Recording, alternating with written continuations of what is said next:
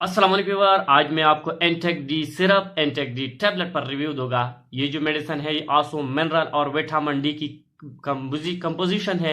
ये मेडिसिन के इस्तेमाल से हड्डियों की नशोनुमा हो जाती है, हड्डियां मजबूत हो जाती है, हड्डियां स्ट्रांग हो जाती है, हड्डियों की जो कमजोरी है वो दूर हो जाती है। अगर आपकी कोई हड्डी फ्रैक्चर हुई है या हड्डियों में दर्द है, जोड़ों में दर्द है, तो इसको खत्म करने के लिए आप इस मेडिसिन का इस्तेमाल किया जाए। आज मैं आपको विटामिन डी, कैल्शियम और एंटेक डी पर कंप्लीट रिव्यू दूंगा। लेकिन इससे पहले अगर आप हमारे चैनल पर नए हैं तो सबसे पहले इस चैनल को सब्सक्राइब करें। अगर इसकी यूज इसको देखा जाए तो ये मेडिसिन हमें कैल्शियम की सप्लीमेंट के तौर पर इस्तेमाल किया जाए। जैसे कि आपकी हड्डियों में कोई मसला है, हड्डियों में दर्द है, हड्डियों की कमजोरी है, तो हड्डियों को मजबूत और स्ट्रांग बनाने के लिए आप इस मेडिसिन का इस्तेमाल किया जाए।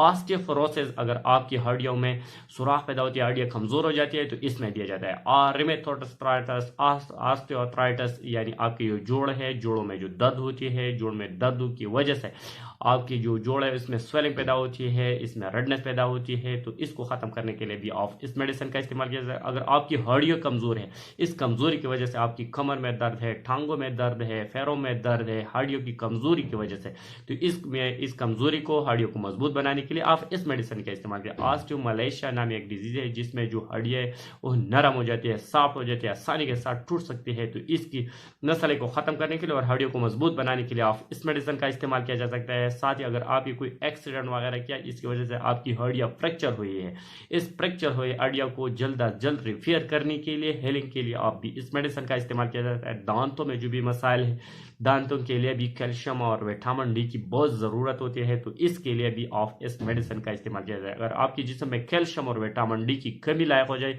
जिसकी वजह से विटामिन डी 3 की जो एब्जॉर्प्शन है वो नहीं हो सकती, तो इसलिए इस मसले को ख़त्म करने के लिए, इस कैल्शियम और विटामिन को पूरा करने के लिए भी आप इस मेडिसिन का इस्तेमाल किया। जिधर भी आपकी बोन, बॉडी में बोन हो, दांत हो, हड्डियों, इसकी कमजोरी का मसला है, कैल्शियम और विटामिन डी का मसला है, तो इस मसले के हल करने के लिए आप इस मेडिसिन का इस्तेमाल किया जाए। अगर इसकी साइड इफेक्ट को देखा जाए तो इस मेडिसिन के इस्तेमाल से अपने किडनी स्टोन हो सकते हैं, नाजिया वॉमिटिंग काज कर सकते हैं, स्टमक पेन काज कर सकते हैं, एब्डामिनल फैन भी काज कर सकती है ये मेडिसिन।